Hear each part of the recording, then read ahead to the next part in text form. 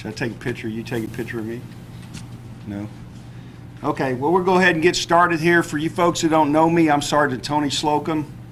I'm the Public Information Officer here at the Indiana State Police Peru Post, and I would like to welcome you to our post. Two folks off to my left that will be joining me here in the press conference today, Howard County Prosecutor Mark McCann and Howard County Sheriff Steve Rogers.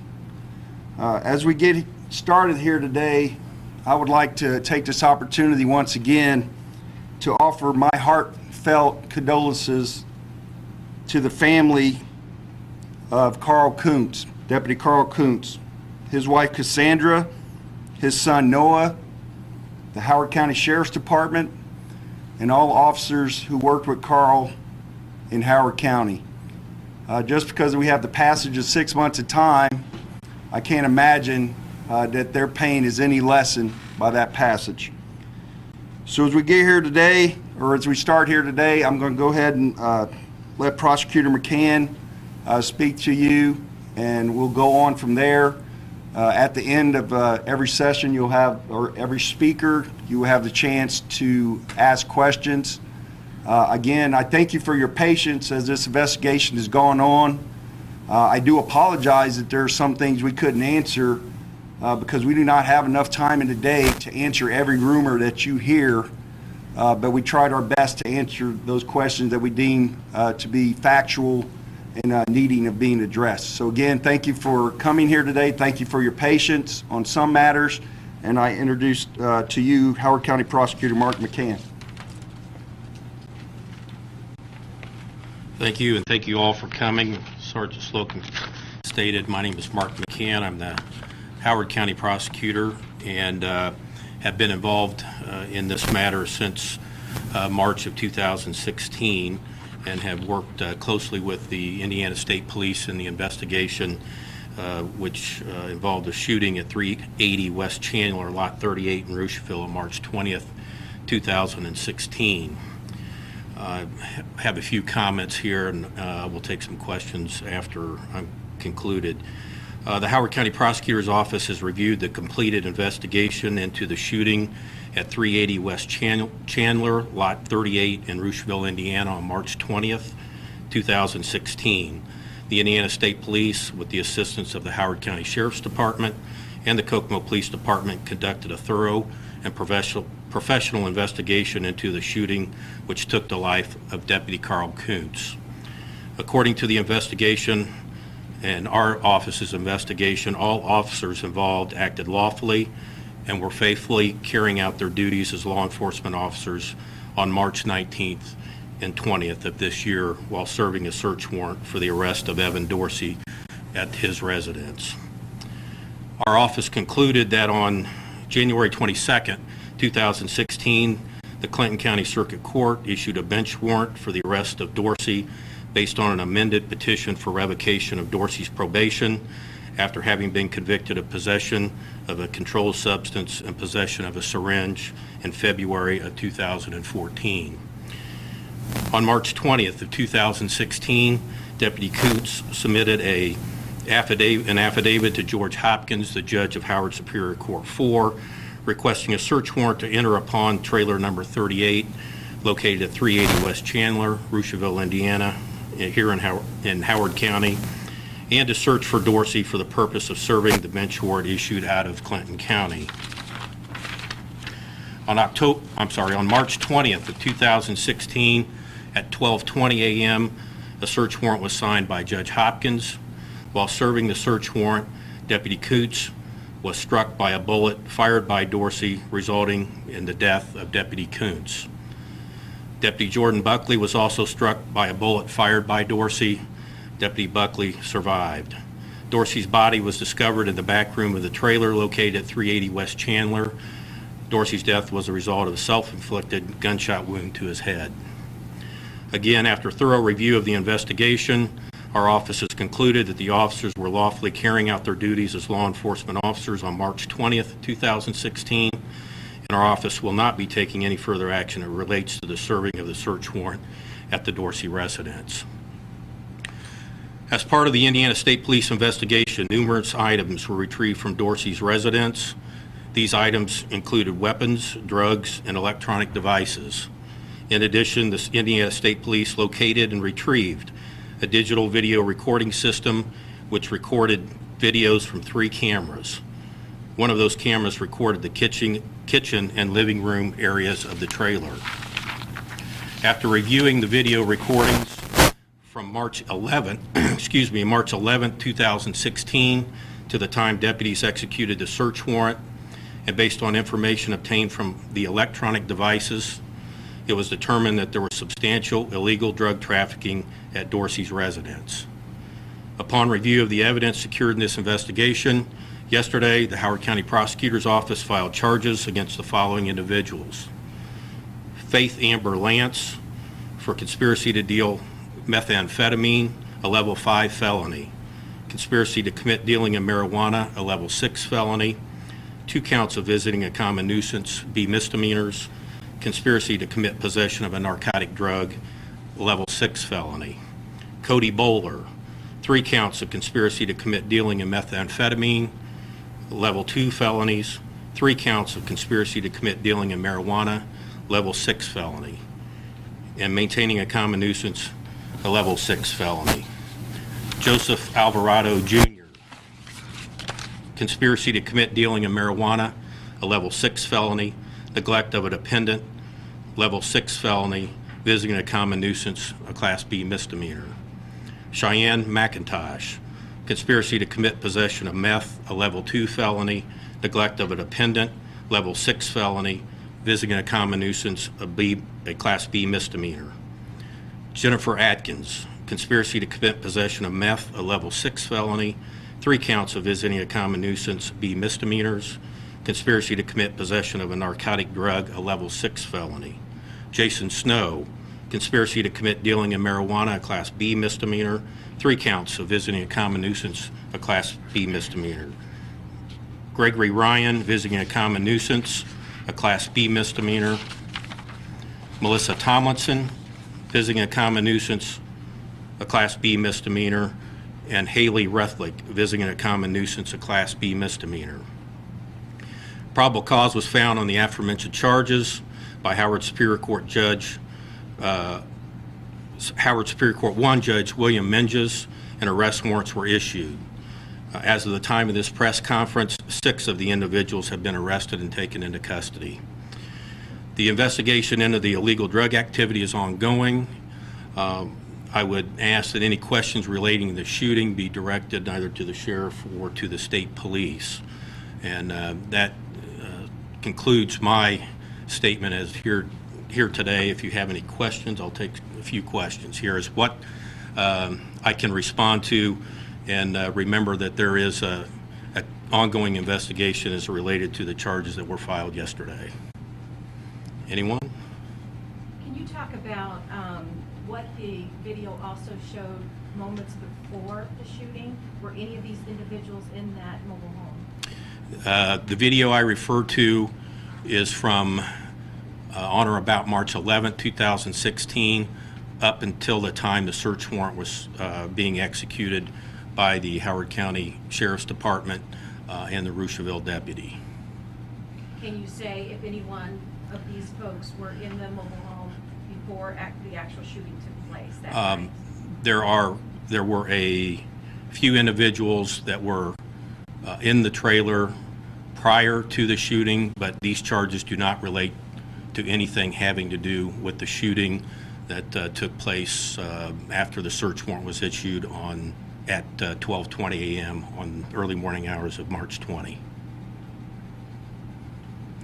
Just to clarify, as stated, the investigation showed that Mr. Bowler and Mr. Dorsey, there was a surveillance system installed that contained a camera that showed the view of the living area and the kitchen, which indicated illegal drug trafficking, and that was, again, the basis for these charges, and would have taken place between March 11 and up until the time of the search warrant that was served early morning hours of March 20.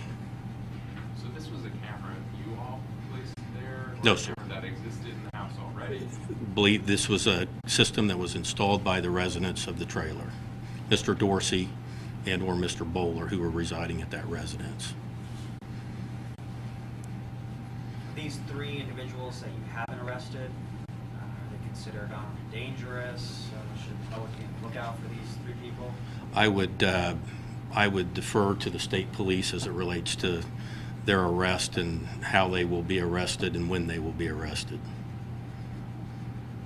Could any charges be brought in relation to the missing KPD badge?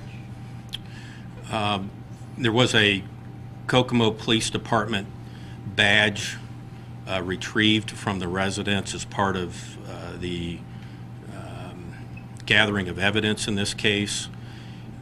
That investigation is ongoing, but at this point in time, there is nothing to lead to a conclusion that that badge had anything to do with the illegal drug activity or with the shooting that occurred after midnight.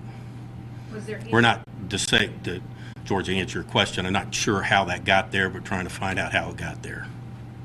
any indication in the video of anybody in possession of that badge? I'm sorry, can you repeat that? Any indication on the video, the surveillance video, of any one of these folks in possession of that badge? There is an individual who is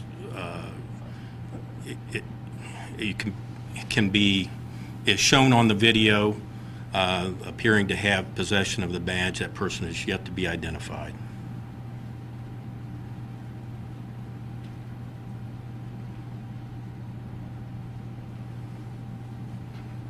Anything else? Are you able to talk about the investigation into the money from Deputy Koontz's car? I believe Sheriff Rogers is going to address that, and if you don't have any more questions for me, then I'll... George? Were there any other Kokomo Police Department related items found at the home? Any uniforms, anything similar to that? There were uniforms found, but there's no evidence as to where that came from, and there's been no report of any missing uniforms by Kokomo Police Department, and it may have been that the Mr. Dorsey could have obtained that from anywhere online, or so we have not found any connection as it relates to the missing uniforms. The only thing, there was a Kokomo Police Department an officer reported a badge missing, and that badge was located at the residence, but again, no indication that had any connection with anything that we're talking about here today. What role did this other person that you saw with the badge, what role did they play before the shooting? Were they seen doing anything else inside of the mobile home? I cannot recall the exact date. It was not the date of the shooting. I do not believe that individual came in. It was earlier in that week, and again, there was just numerous indications of illegal drug activity in that trailer, and this is one of those individuals, one of several that were going in and out of this trailer that appeared to have a badge in his possession, but again, nothing to as it relates to the drug dealing charges and the charges which I mentioned, and also as it relates to the shooting. Was the badge the same badge that was reported missing from Kokomo Police? I don't know. I would say yes, that there was a badge that was missing from an officer, and I believe that is the same badge, but I cannot confirm that. I'm sorry. Go ahead. Quantify the amount of drugs or weapons each of those that were taken out of the trail? You have that information. Not as far as drugs, but some weapons. I cannot.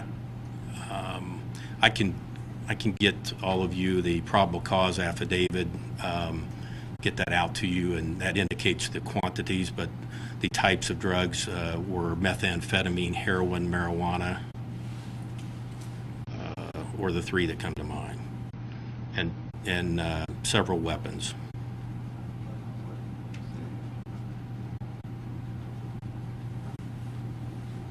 Were there any ballistics that were done that show any shots that came from either Deputy Koontz or Sergeant Buckley? I'll let Sergeant Slocum talk about the specifics of the investigation. Well, as far as your question, we do have evidence that both officers did fire their handguns. We believe a total of 16 times. None of those bullets struck Mr. Dorsey due to the hiding spot that he had. He was blocked by, I believe, a furnace unit, keeping the officer's bullets from striking him. They were returning fire. Dorsey did fire first, at least 9 shots from 2 different handguns, a .357 revolver and a 9mm handgun. Did that answer your question? Yes. Okay. Well, while I'm up here, I'll go ahead and discuss our part of the investigation. A lot of it's some of what the prosecutors talked about, but the investigation into the shooting portion of this was requested by the Howard County Sheriff's Department and the Howard County Prosecutor's Office. The investigation was led by Indiana State Police Detective Wendell Beachy. Revealed that at approximately 12:40 a.m. on March 20th, 2016, Deputy Koontz and Sergeant Buckley, with 3 other officers, went to a mobile home on 380 Chandler Street in Rocheville, Indiana, to serve a search warrant looking for 25-year-old Evan Dorsey, who they had received earlier night, had received information that Dorsey was allegedly in this trailer. After knocking on the front door and announcing their presence, receiving no answer, our officers forcibly entered the trailer. Deputy Koontz and Sergeant Buckley found Dorsey hiding in a locked bedroom in the trailer. As they attempted to make entry into that room, they were met by gunfire from Evan Dorsey, as they indicated, firing from 2 guns, a .357 revolver and a 9mm handgun. Unfortunately, Deputy Koontz was shot in the pelvis. That injury resulted in his death. Sergeant Buckley was shot in the buttocks. He was able to receive treatment, has recovered, and is back at work. But the whole shooting situation lasted approximately 20 seconds, and it ended when the other officers, there were a total of 4 officers that entered the trailer, with 1 officer waiting outside. When Buckley and Koontz were shot, the other officers heroically were able to drag Deputy Koontz out of the trailer and immediately start rendering first aid. Sergeant Buckley was able to exit the trailer on his own accord, even though he had suffered injuries. Again, at this time, on behalf of the Indiana State Police, I would again like to offer my condolences to his family and to the Howard County Sheriff's Department for a tragic situation where an officer trying to protect his community went to work but never returned home to his family.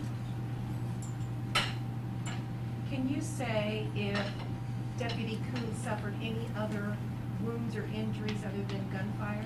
He suffered 1 gunshot wound. That is all we know at this time. That's what the evidence indicated, is just, or has shown, 1 gunshot wound to the pelvic area. I believe Officer Van Adder's K-9 played a role in this event. Can you elaborate on what happened? I cannot. I do not know what role that officer played in this situation. I know there were a total of 2 officers that entered into the home, or 4 officers, 2 in addition to Deputy Koontz and Sergeant Buckley. And as the officers entered the home, they went in 2 separate directions looking for Dorsey. Unfortunately, the 2 officers from the Howard County Sheriff's Department were shot. Was there any indication that the dog reacted aggressively towards anyone? I do not have any information on the dog. I could probably find that out for you later. Can you elaborate on the previous question about the people that are still at large? Yes. The question was, are we considering those folks armed and dangerous? I mean, anytime you're dealing with folks that are allegedly using narcotics, there is some element of danger there, but we're not sounding an alert as if these folks are running into the neighborhoods, causing that type of danger where they're entering or going to injure someone in our community. We do want to arrest these folks due to the charges that they have been alleged of committing. But at this time, we're not considering them armed and dangerous. But if anyone out in the public recognizes these individuals, do not hesitate to call the Indiana State Police and/or your local law enforcement community or officers. Was there any indication before this shooting that this home, number one, had some drug activity going on, and number two, that there was this surveillance equipment around this particular property? I'm not exactly sure on if they were aware of a surveillance system. I believe this home and Evan Dorsey were known to officers in that community. One thing that was reported through the Indianapolis media that I wanted to correct was these officers were not aware that Dorsey had weapons in his home. That is information they received at a later time after the officers had already been shot. So if they would have been aware of the weapons in the home, obviously maybe things would have been different. But they were aware that They were. Dorsey had been there? They received a search warrant on probable cause, believing he was in that trailer. Right, but my previous question was there prior knowledge about Dorsey and his home and surveillance equipment? I do not know exactly if there was knowledge about it. I do not believe they knew there was surveillance equipment at that home until entry was made.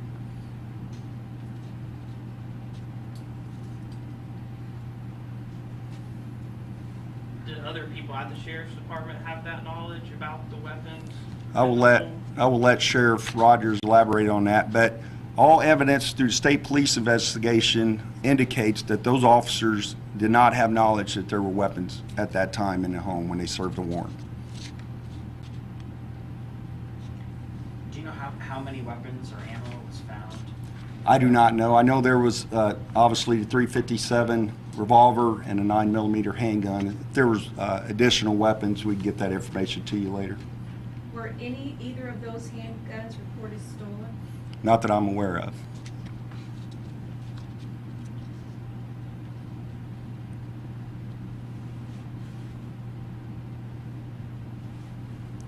Okay, good? Well, let Sheriff Rogers address some of those issues. First of all, again, I want to thank the Kokomo Police Department, Indiana State Police, for responding that evening to assist us in this difficult situation. Further, I want to thank the Indiana State Police for their diligence in this follow-up investigation.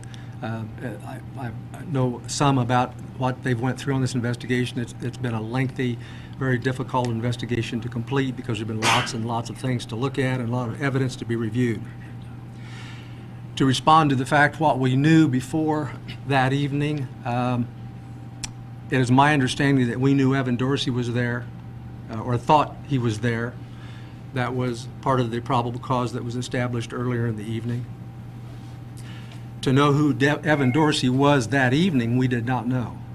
We knew who he was as far as what his prior history had been. He had no history of violence or resisting arrest that we knew of at that time. I do believe that officers, once they arrived there and once they attempted to make entry, did realize there were some cameras on the outside of the house.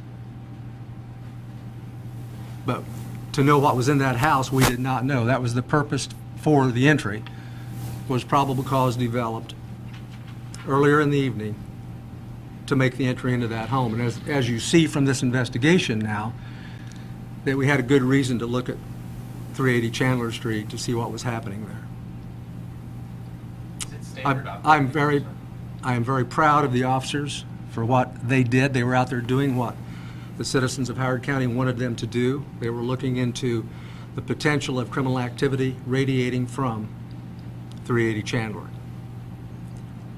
In regards to the missing money, the money was documented by Deputy Koontz and other officers that were involved in the investigation leading up to the entry into 380 Chandler Street. Money was counted, was documented. The money is missing. We knew it to be last in the possession of those officers, specifically Deputy Koontz. This crime scene investigation, as I referred to in my previous press release, was much larger than just the interior of 380 Chandler Street. It involved real estate around that area. There was a lot of confusion that particular evening. There are many theories, speculations, but I'm not going to talk about theories and speculation. I can only tell you that we do not have that money. The responsibility of that money lays with the Howard County Sheriff's Department. Early on in this investigation, we advised the Howard County prosecutor, knowing that this evidence is something that we had in our, should have had in our system, would have had in our system if Deputy Koontz would have been able to live through that evening and tell us exactly where that was at or where it was lost after his shooting. And that's what we anticipate, or that's what we expect, is that this money disappeared sometime during the din and the confusion of the shooting incident. State Board of Accounts has been contacted. There are policies, procedures, and law that dictates what we do with these kinds of monies that we would receive as evidence. The Howard County Sheriff's Department is insured and bonded for these kinds of losses. This investigation will continue. It's an open investigation. And at some point in time, that money will have to be rectified in some manner, reconciled to whatever account or whatever person is found by law to be the owner of that particular money. So until then, the investigation continues. I have no other idea to tell you today. It would only be speculation again, or theory as to what could have happened to that money. Sheriff, have you spoken with the state police about the custody of Koontz's vehicle, since in your previous statement you said you didn't get the car back until March 21st? I do not. Which would have been Monday. Yes, I do not suspect anybody in the Indiana State Police taking this money. So how would the money have just disappeared? That is an investigation that continues. And ISP, have they done their own investigation? They were notified early. They were notified early on. As soon as we found out about that, the investigators involved in this investigation were told, because again, we were looking for the money, and it was part of their crime scene. At one point, we assumed that money was inside their crime scene. Did anyone tell you from state police that they didn't have it, that they looked for it and did not have it? That the state police? Yes. I can't tell you of any individual, but nobody said we've got it, if that's what you're asking. That's what I meant. Yeah, no, they know that we have missing money. Why did you assume that it was in their crime scene? Because Deputy Koontz was in their crime scene.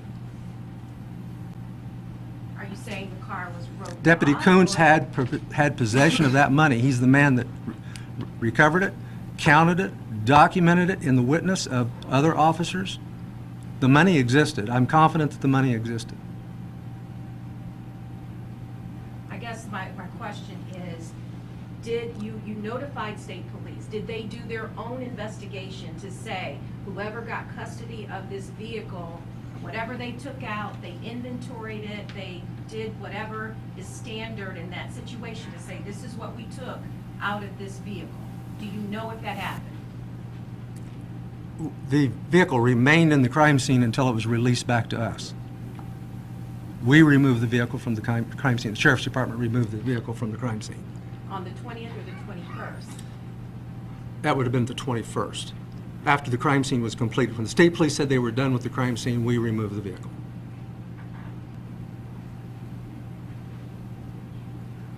Yes? Are there any other items missing other than the money? There was some piece of paraphernalia that was with the money, yes. And that's the only other item that I know of. So was that the glass smoking pipe? I believe it to be, yes, but I'm not exactly sure what it was made of, and it was some kind of a piece of drug paraphernalia, and I assume that's what the item would be. So Steve, you said that the responding officers didn't know about the weapons or the cameras at Dorsey's home. Did anyone else in the department, any lieutenants, anybody know about the dangers associated with that home?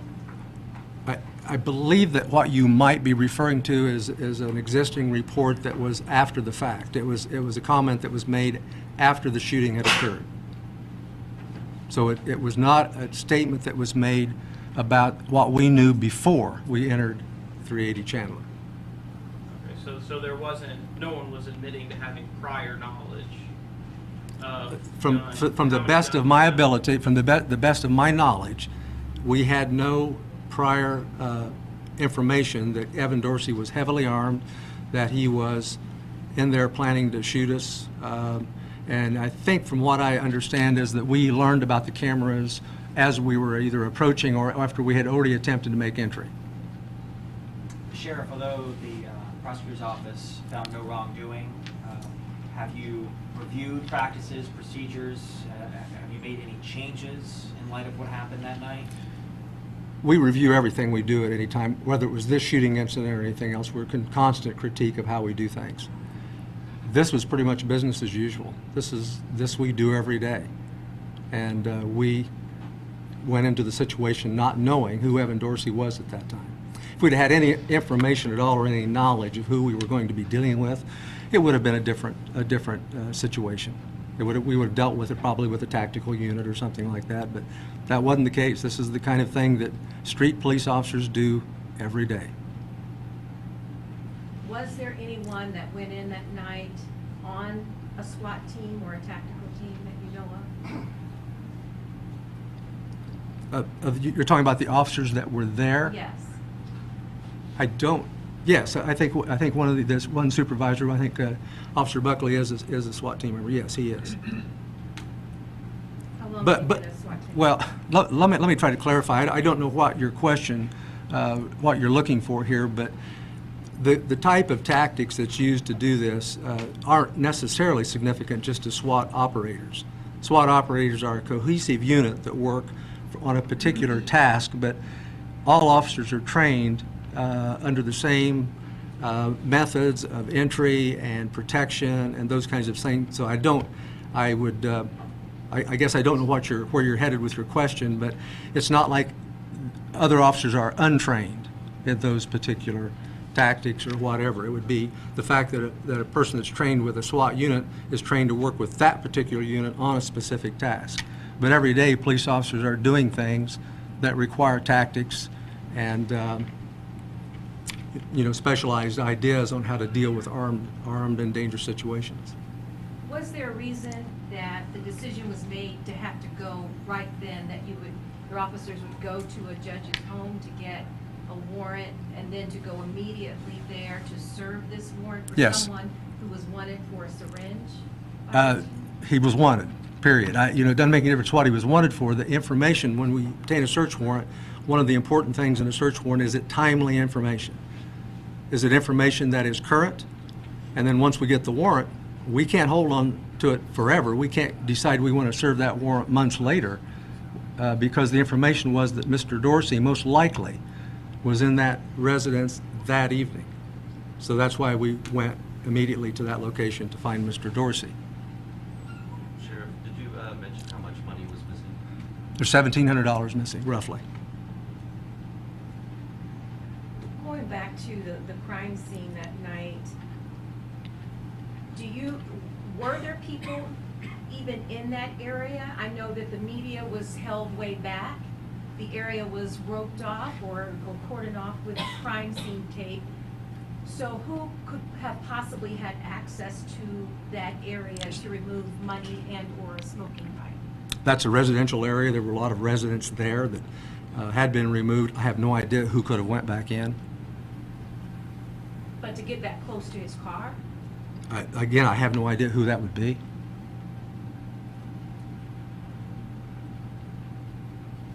Yes, Devin. With all of the items missing that were procured to get the warrant that was issued towards Dorsey, there's been wonderings if those items ever existed or if they were planted or not. Can you speak to that? The items, I guess, which items are you talking about? The paraphernalia. And you said that there was a suggestion that those were planted items?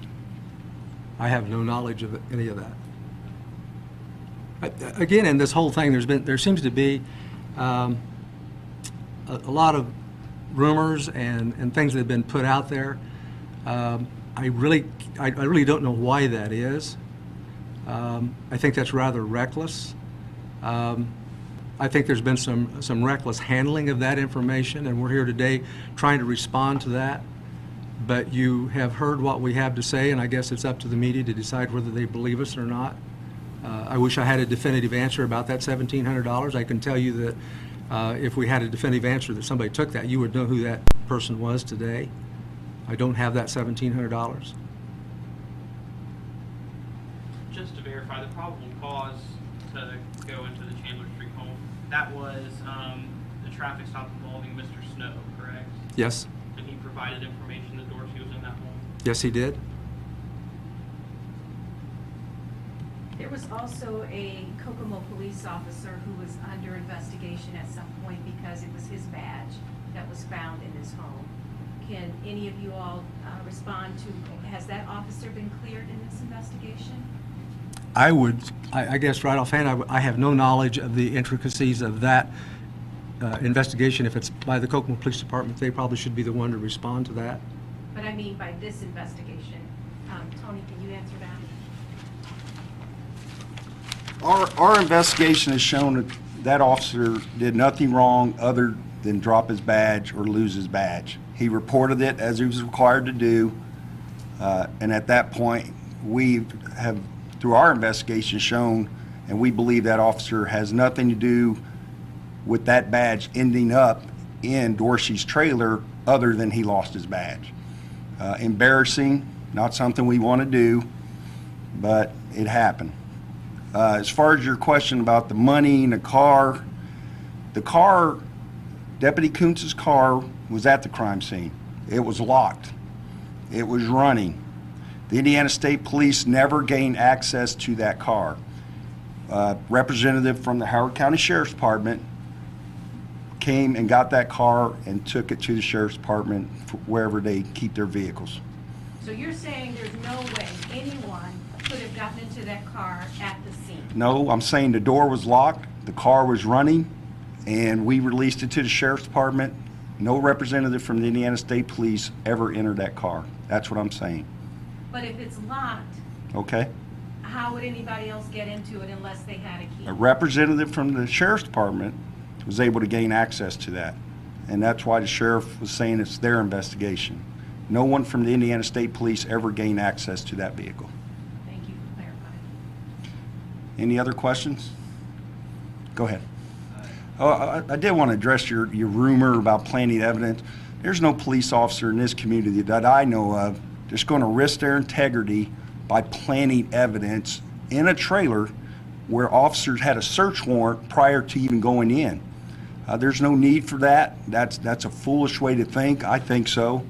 And to question officers' integrity, especially in an investigation where an officer lost his life on rumor and innuendo, is not good for our community. These officers I've worked with in Howard County, they're in the State Police Peru District. They are the higher caliber individuals, as Deputy Koontz was, as Sergeant Buckley is, as the sheriff is, trying to do a job to serve the community. And there's no one that I know of that's going to plant evidence, especially when they had a search warrant to go into the home anyway. There's no need for it. Sheriff, I know it's been several months. How's the department doing? How are your deputies doing? Has everyone, can you move forward? I mean, mentally, how's... Yes, we're moving forward. It's very difficult. This is the same as losing a family member. We call it our new normal, and we deal with it every day. And of course, we, as you said before, what do we do differently? What we do, I think, differently as we view each other, as we see each other each day, we realize that the job we do is very dangerous. I encourage my people to be safe every chance I get, every opportunity. There's not a day that goes by I don't get to tell a police officer to be careful out there. And so we will incorporate anything that we ever learn in any incident, especially like this, into our training, into our daily operations plans. We'll always be very, very careful what we do. And this is, I can tell you in my 46 years of law enforcement, this is the most difficult thing that I've ever went through. And again, I want to tell you how proud I am of the people within my organization, the way they conducted themselves the night of the shooting, the fact that we were there doing our job. I think the fact that we are out there, I think the community needs to know that we routinely are out there every night, every day. We're serving warrants. This happened to be the one that went wrong. And so that's just what we have to deal with every day. Sheriff, finally, what would you say to someone who might know where that money is? The fact that they would try to capitalize off of the loss of an officer in this very trying situation and walk off with $1,700 from a case? Well, of course, we would like anybody to come forward with any information. We can only tell you that if we found out that someone intentionally took this money for personal gain, we'll prosecute them. Sheriff, just to clarify, I know that you mentioned the vehicle was in the crime scene until it was released to ISP on the 21st. Do you know how long, could you quantify hours that it was unattended? Well, it was attendant during some of the time that night of the 20th, the after midnight on the 20th. We know that it was unattended for a while. What I mean is there was a perimeter put up. I don't know how tight that perimeter was. I wasn't there, but I assume there was some effort to secure that area. And again, in most, we have no idea if the money was was taken from or disappeared from the car or from some other location. We know that it was. We know that Deputy Koontz had it in his possession when he left with the search warrant. From there, I can't give you anything. Anything I would tell you would strictly be supposition or a theory, and I don't want to get into that. I want to make sure I give you facts or something that would clarify exactly what we would know, and I don't know that. But in your statement, did you not say it was in his car? Yes, he was in the car. Right, but He had it in his possession. We know it, and it wasn't in his possession at the hospital. So, yes.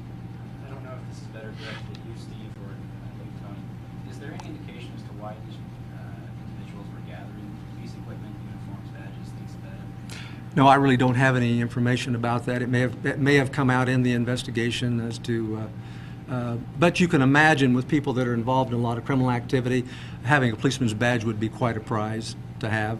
So would be my only comment. If there's anybody here that wants to that knows more about that. Smart, will you have pictures, photos of the folks that have been arrested, or anything that you can provide as far as who's still out there, who you're still looking for? Oh, I'm sure that the bookend photos of the 6 individuals who have been arrested will be available, as they always are, at the Howard County Sheriff's Department. I would leave it up to the Indiana State Police. They're the ones in charge of executing those warrants, and how they are going to go about getting the last 3 served and arrested would be up to them. If they're going to post photos and ask for the public's help, that would be up to them. But I don't have any comment on that. It's out of my little area. So, okay. Now, Devin, you had a question. You started to ask a question. I cut you off. Do you still remember that question? Was it the one about State- why they would have the police equipment? Yeah. Well, you already addressed that, right? We don't know why he had it, other than police uniforms look cool is what I would think. But come on, guys. They did look like KPD uniforms, though. Were they? I don't know. I don't know. I don't know why they would have those uniforms. Can you confirm anything about, I know you said this was a drug operation or drug trafficking operation. Is there a bigger ring to this? that Well, you're right now, investigating? we're still investigating this portion of it. If that changes and it morphs into something bigger, we'll advise on that. But right now, we're in the small phases of things. We haven't found anything to indicate it's a larger network, especially now with the death of Evan Dorsey. Are we done? Thank you, guys. I appreciate you coming out. Be safe going home. And I do have a copy of my press release if you want it.